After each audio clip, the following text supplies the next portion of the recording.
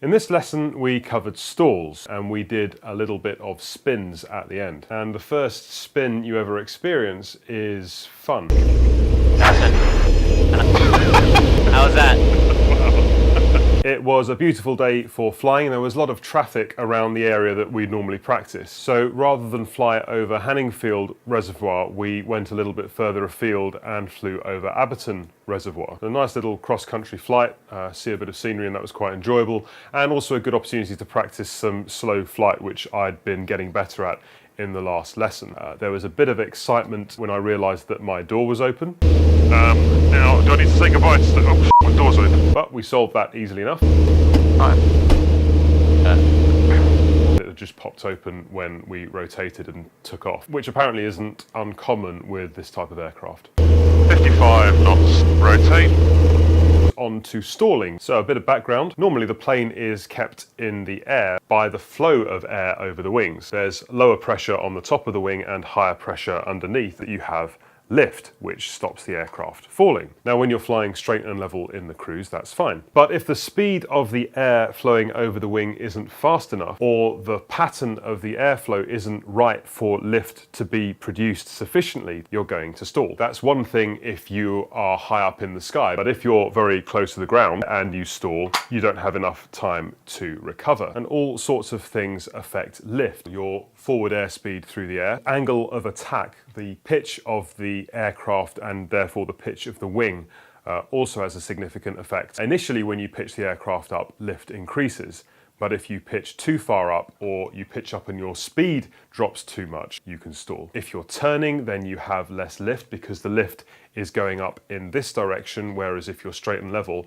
it's going up in this direction. So a lot of the lesson is about learning to identify how the plane feels when it's stalling and how to recover the aircraft with the minimum height loss. The first thing really is preventing the stall in the first place. But the second thing, and the focus of this lesson, is what to do if you do find yourself in a stall situation. Now, the Cessna 152, the aircraft that I'm learning in, is very tolerant. It's quite gentle when it's about to go into the stall. It's not an aircraft that breaks away rapidly and does things that you don't expect it to do. Okay, so I have control. You have control.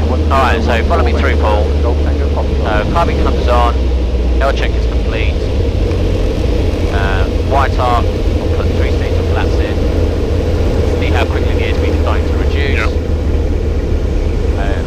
Put it back. Maintaining balance. There's a stall warning. Now, if I just hold it, you're just in that oscillation. Now, to recover, break the stall, power, bring up to the horizon. And that's part of the reason why it's such a good training aircraft. And that does mean that sometimes you have to make quite a lot of effort to make the thing stall in the first place. No more than 30 degrees, start pulling back. Maintain the balance on the ball.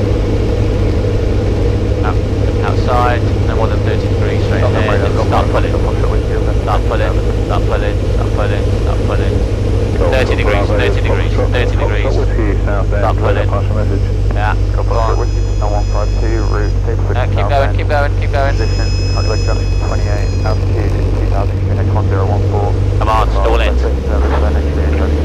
So we practice stalling in various configurations. Okay, so we've got 2 stages of flaps, car heated. Golf Foxtrot Tango for crossing clearance of Southend controlled airspace. Contact Southend Director 132.450. 132.450, thank you, Foxtrot Tango. Golf November India for crossing clearance. And so having practiced different stalls in different configurations, it was on to a demonstration of incipient spinning. Now there's quite a big difference being a passenger in a light aircraft when you don't know what a spin is like and knowing what's happening. When you start to feel G-forces on your body and you start to feel the earth spinning around in front of you, you don't really have, or I didn't have, the presence of mind to look at the dials and see what they were doing. Now so notice the rate of descent, and I'll go opposite direction.